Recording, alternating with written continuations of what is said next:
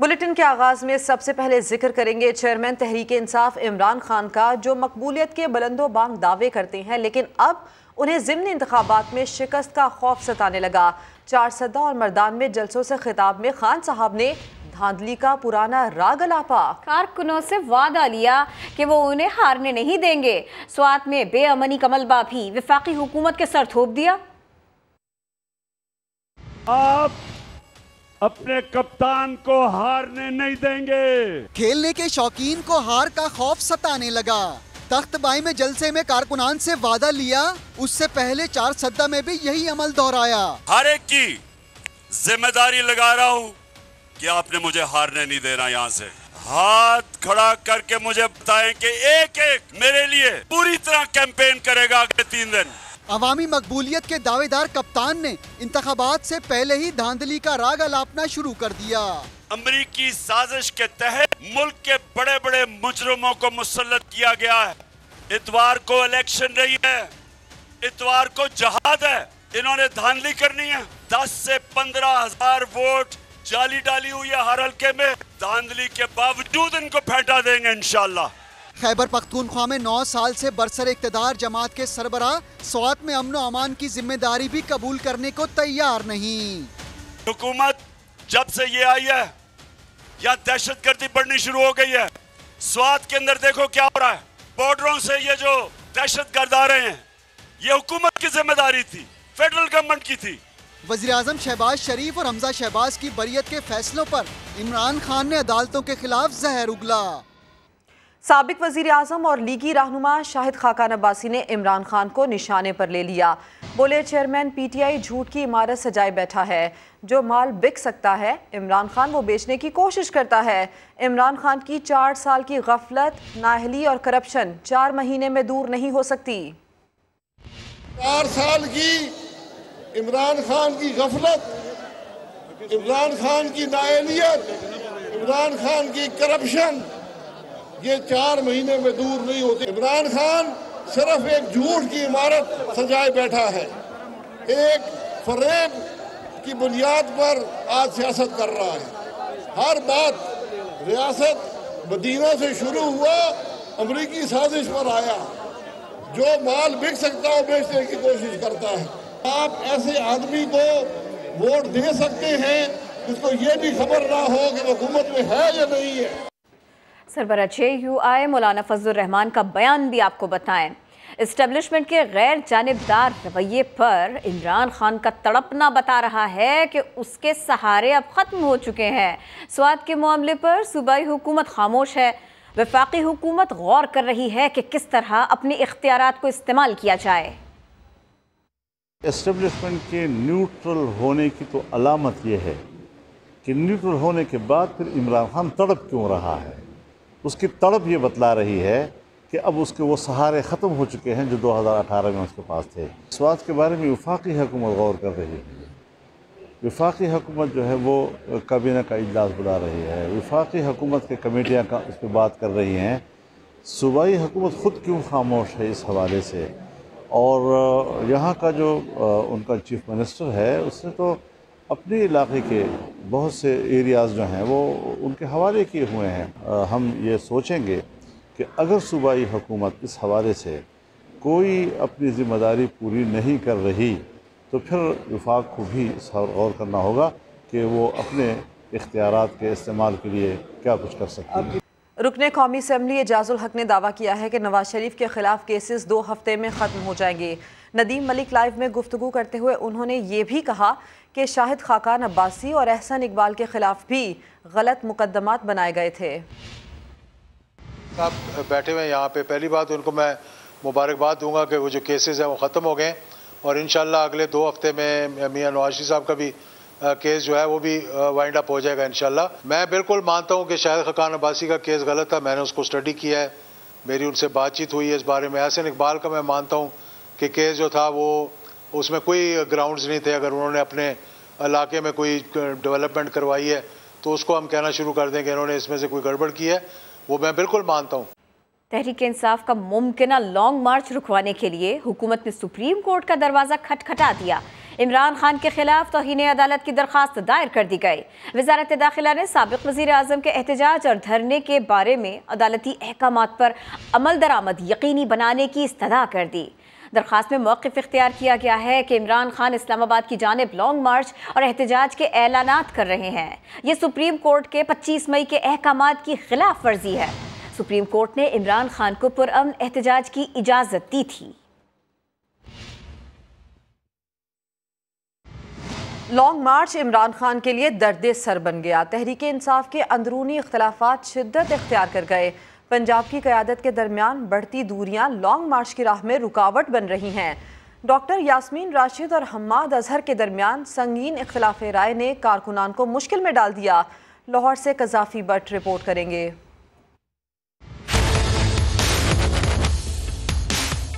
तहरीक इंसाफ पंजाब के अंदरूनी इख्तलाफात ने लॉन्ग मार्च में रुकावटें डाल दी। पीटीआई कारकुन पंजाब की सदर डॉक्टर यास्मीन राशिद और सेक्रेटरी जनरल हम्माद अजहर के दरमियान इख्तलाफात के बायस कारकुनान गू का शिकार है। पंजाब की पार्टी कौन चला रहा है, डॉक्टर यास्मीन राशिद या हम्माद अजहर? पार्टी कारकुन सवाल उठाने लगे। ज़राए का कहना है कि पंजाब सेक्रेटेरिएट में होने वाले तमाम मामलात और पार्टी फैसलों से पंजाब के सेक्रेटरी जनरल हम्माद अजहर ने लातल्लुकी इख्तियार की है। हम्माद अजहर पंजाब के दफ्तर में आखिरी मर्तबा कब आए किसी को नहीं पता। कारकुनों से भी दूरी इख्तियार करनी। पंजाब के मुख्तलिफ अजला के ओहदेदार इमरान खान को पहले ही क़यादत की बेइतनाई से आगाह कर चुके हैं। ज़राए का कहना है कि पीटीआई चेयरमैन हम्माद अजहर को पंजाब का सदर बनाना चाहते हैं। दूसरी तरफ डॉक्टर यास्मीन राशिद के रवैये से भी कारकुन परेशान हैं। वो कारकुनान के मसाइल हल करने में नाकाम नजर आ रही हैं। कज़ाफ़ी बट, समा, लाहौर। इमरान खान को बार बार आगाह करना पड़ता है, फिर भी कप्तान गलती से एक बार फिर मिस्टेक कर ही जाते हैं। 4 सद्दा में खिताब के दौरान पेट्रोल की कीमत को 2000 तक तोल के रख दिया, बहुत लंबा करके बता दिया। इमरान खान कभी आटे को लीटर में तोल देते हैं तो कभी डीजल की कीमत गलत बता देते हैं। इक्तिदार से दूरी ने इमरान खान को बौखलाहट का शिकार कर रखा है। 4 सद्दा में खान साहब पेट्रोल के दाम को आसमान पर ले गए। पेट्रोल 150 रुपए लीटर से इन चोरों ने 2036 रुपए लीटर पे ले गए। 2036 रुपए लीटर पे ले गए। अपने चेयरमैन की बात सुनकर पहले तो परवेज खटक को झटका लगा, फिर उन्होंने तस्हीह कराई। हाँ? 236 100 रुपए 40 करोड़ 180 नहीं 40 करोड़। इससे पहले कप्तान आटे को लीटर में तोल चुके हैं। आटा दुगना हो गया। 1 किलो आटा 50 रुपए हमारे दौर में 1 किलो आटा था। आज वो कराची के अंदर 100 रुपए लीटर से ऊपर चला गया। 100 रुपए लीटर से ऊपर चला गया। कभी डीजल का रेट गलत बताया। हम किस कीमत पे दे रहे थे डीजल? 146 रुपए लीटर। और ये कितने पे दे रहे हैं आप आज? 146 रुपए। 146 रुपए। और कभी कयाम पाकिस्तान के वक्त आबादी को 40 करोड़ का बताकर सबका होश उड़ाया। जब पाकिस्तान बना है तो इसकी आबादी 40 करोड़ 40 करोड़ 40 करोड़ आज 22 करोड़ है। हिसाब किताब भी ऐसा कि सबको चकराते हैं। 1600 180 180। सवाल ये है कि आजकल खान साहब का दिमाग उनकी जुबान का साथ नहीं दे रहा या फिर जुबान दिमाग का। 100 रुपए 40 करोड़ 180 146 रुपए 2036। हाँ हाँ। और मुतनाज़ा ट्वीट करना महंगा पड़ गया। तहरीक इंसाफ के सेनेटर आज़म स्वाति कानून की पकड़ में आ गए। अदालत ने 2 रोज़ा जिस्मानी रिमांड मंजूर करके FIA के हवाले कर दिया। डॉक्टर्स ने आज़म स्वाति को मुकम्मल फिट करार दे दिया। पहले कारकुनान और अब मरकजी रहनुमाओं का इस्तेमाल। सोशल मीडिया पर रियासती इदारे के खिलाफ नापाक मुहिम चलाने वाली PTI का मकरू चेहरा खुलकर सामने आने लगा। FIA ने मुतनाज़ा ट्वीट करने पर सेनेटर आज़म स्वाति को रात गए चक शहजाद से गिरफ्तार कर लिया। FIA टीम कंप्यूटर की हार्ड डिस्क भी साथ ले गई। आजम स्वाति को इस्लामाबाद की मुकामी अदालत में पेश किया गया। साइबर क्राइम विंग की जानिब से 7 रोजा रिमांड की इस्तदा की, मगर अदालत ने 2 रोजा जिस्मानी रिमांड की मंजूरी दी। अदालत के हुक्म पर तिब्बी मुआयना कराया गया, जहाँ पिंड अस्पताल के डॉक्टर्स ने आजम स्वाति को ज़हनी और जिस्मानी तौर पर सेहतमंद करार दिया। PTI रहनुमा के खिलाफ दर्ज मुकदमे में मौक़िफ़ अपनाया गया कि आजम स्वाति ने पाक फौज के सरबराह के खिलाफ अवाम को इश्तियाल दिलाया। ट्वीट से आर्मी चीफ और फौज के खिलाफ नफरत पैदा करने की सोची समझी कोशिश की गई। आजम स्वाति को 15 अक्टूबर को अदालत में दोबारा पेश किया जाएगा। लाहौर की खुसूसी सेंट्रल अदालत ने FIA मनी लॉन्ड्रिंग के मुकदमे का तहरीरी हुक्मनामा जारी कर दिया। वाज़ेह कर दिया कि इसमें शहबाज शरीफ और हमजा शहबाज को सज़ा का इम्कान नहीं, फर्द जुर्म भी आयद नहीं हो सकती। अरशद अली की रिपोर्ट।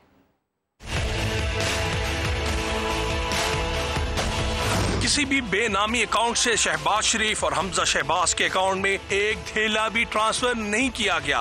ऐसा कोई रिकॉर्ड नहीं जिससे लगे शहबाज शरीफ और हमजा शहबाज के अकाउंट्स में बराह रास्त ट्रांजैक्शन हुई। खुसूसी सेंट्रल अदालत के जज इजाज हसन ऐवान ने शहबाज शरीफ और हमजा शहबाज के खिलाफ मनी लॉन्ड्रिंग केस का 31 सफ़हात पर मुश्तमिल तहरीरी फैसला जारी कर दिया।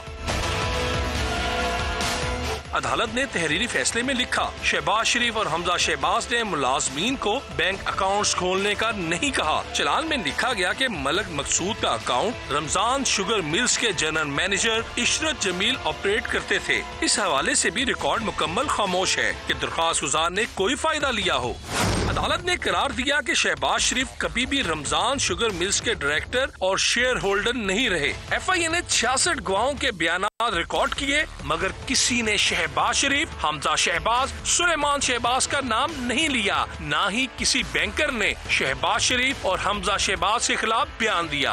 अदालत ने कहा कि रिकॉर्ड से जाहिर होता है कि अकाउंट्स ओपनिंग फॉर्म के मुताबिक शहबाज शरीफ और हमजा शहबाज ने किसी अकाउंट के लिए कोई असर रसूख इस्तेमाल नहीं किया।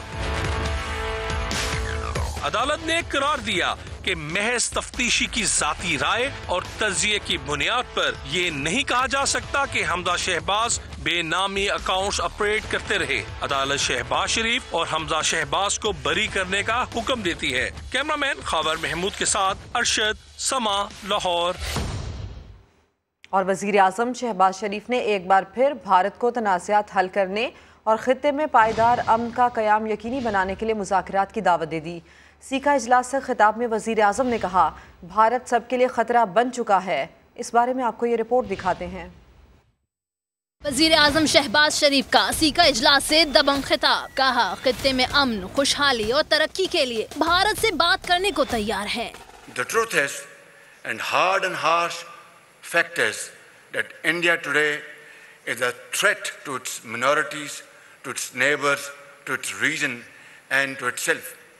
We are willing to engage with India for the sake of peace, prosperity and progress in the region, because we cannot afford to have more poverty, unemployment on both sides of the border.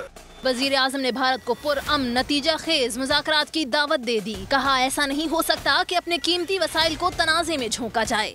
We just cannot afford to deploy and commit our meager resources towards creating tension. Enough is enough.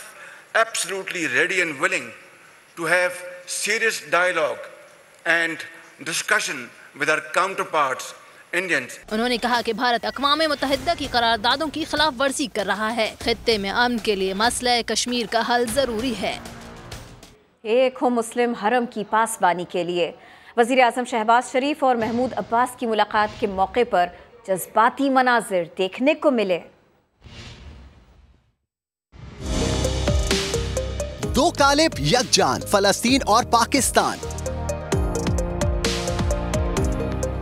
काज़ाकिस्तान में वजीर आज़म शहबाज शरीफ और फलस्तीनी सदर महमूद अब्बास की मुलाकात के बाद जज्बाती मनाजिर देखने को मिले। वजीर आज़म ने सैलाब मुतासरीन की मदद करने पर फलस्तीनी सदर का शुक्रिया अदा किया। बोले, फलस्तीनियों की जानिब से की गई मदद नहीं भूल सकते। फलस्तीनी सदर महमूद अब्बास ने जज्बात में शहबाज शरीफ के हाथ थाम लिए। कहा, पाकिस्तान हमारा घर है, हमने तो उनके लिए कुछ भी नहीं किया।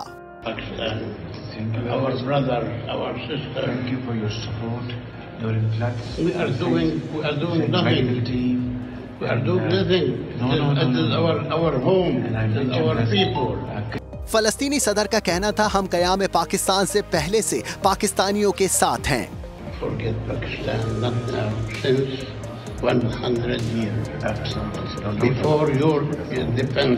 वज़ीर आज़म ने सी का इजलास से खिताब में एक बार फिर सलाम मुतासिन का मुकदमा पेश किया और आलमी बिरादरी से ताउन की अपील की।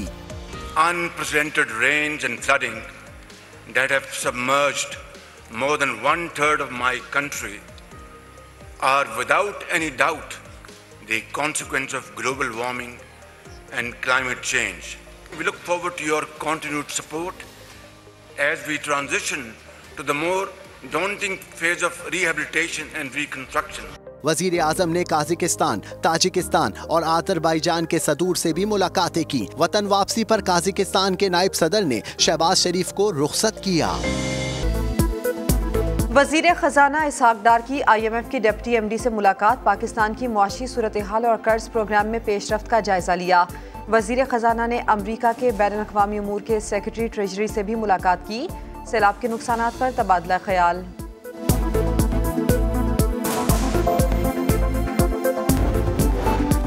गवर्नर सिंध कामरान टिसौरी की ज़ेर सदारत MQM पाकिस्तान और पीपल्स पार्टी का मुश्तरका इजलास। आइन के आर्टिकल 140A के तहत बल्दियाती निज़ाम की तश्कील पर तबादला ख्याल। कामरान टिसौरी ने कहा, बल्दियाती निज़ाम अवाम की ख्वाहिशात का आईनादार होना चाहिए।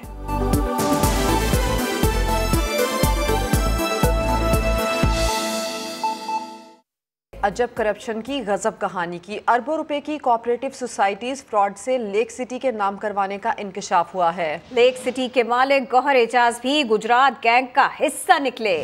समा तहलका पर देखिए अब्बास नकवी की रिपोर्ट।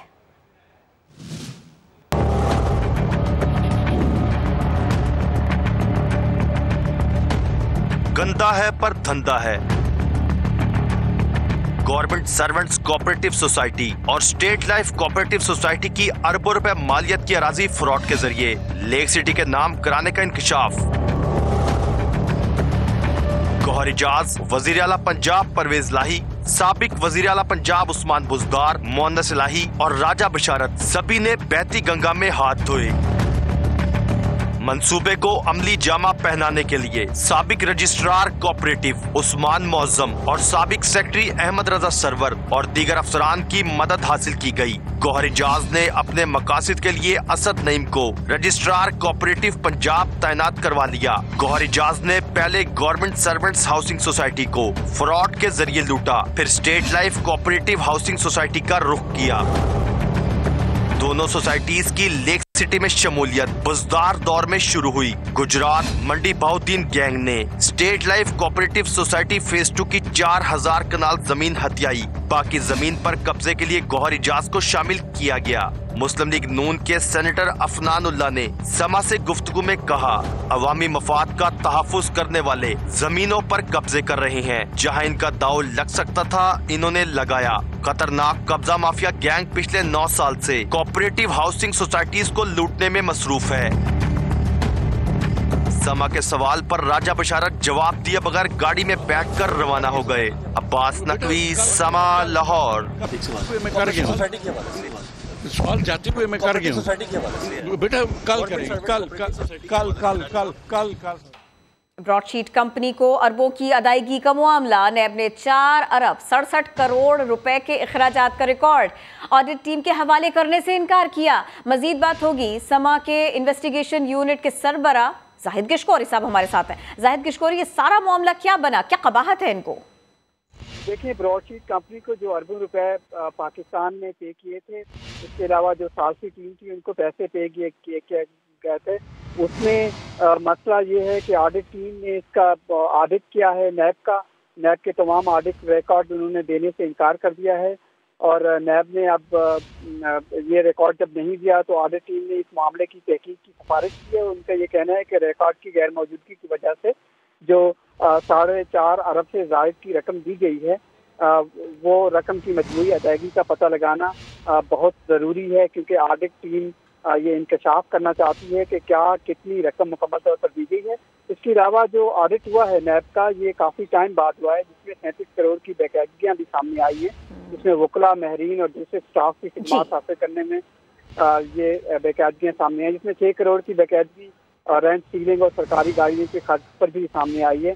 तो ये काफ़ी बाकायदगियाँ हैं जो पहली बार नैब की सामने आई हैं। जी जाहिद गुशकोरी, बहुत शुक्रिया। अब ये बताएं कि नेशनल ग्रिड में खराबी, मुल्क के जनूबी हिस्से में बड़ा ब्रेकडाउन, कराची के कई इलाके दिन भर बिजली से महरूम रहे।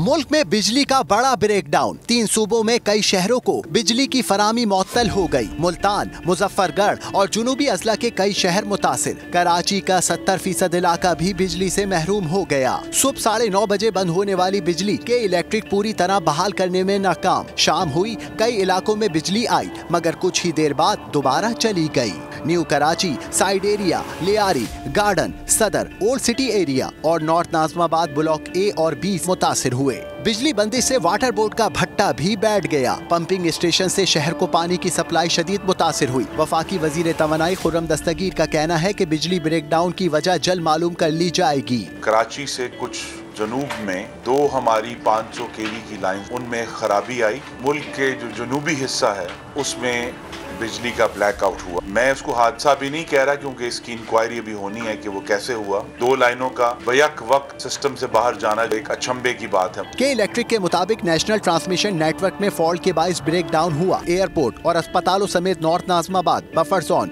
KDA स्कीम और डिफेंस के बाज़ इलाकों में बिजली बहाल की जा चुकी है। इंतहाई अफसोसनाक वाक़या, नूरियाबाद के करीब सैलाब मुतासरीन की बस में आग लगी। इसके नतीजे में जाबहक 18 अफराद को खैरपुर नाथन शाह में सुपुर्द खाक कर दिया गया। सैलाब से बचकर कराची आए, गांव से पानी उतरा तो घर की राह ली, लेकिन M9 मोटरवे पर नूरियाबाद के नजदीक बस में खौफनाक आग भड़क उठी, जिसने खवातीन और बच्चों समेत एक ही खानदान के 18 अफराद की जान ले ली। बदकिस्मत बस में सवार 55 मुसाफिरों का ताल्लुक मीरपुर नाथन शाह के गांव नजर मोहम्मद मुगेरी से है। आग कैसे लगी, क्या मनाजिर थे? हादसे में महफूज रहने वाले खानदान के सरबराह ने दर्दनाक वाक़े की तफसीलात बताई। बस ये तो अचानक बस अंदर धुआं हो गया, हमने लड़ियाँ की, ड्राइवर ने गाड़ी साइड की, हमने यही देखा, बस बच्चों को उतारने लगे तो गाड़ी को पूरे को आग पकड़ गई। जाबहक अफराद की नमाज जनाजा के बाद अश्कबार आंखों और सिसकियों के बीच खैरपुर नाथन शाह में उनकी तदफीन कर दी गई। सूबाई वजीर ट्रांसपोर्ट शर्जील मेमन ने हादसे की तहकीकात का हुक्म देते हुए कहा कि गफलत बरतने वालों के खिलाफ सख्त कानूनी कार्रवाई की जाएगी। एक ब्रेक के बाद होंगी हेडलाइंस। देखते रहिए समा।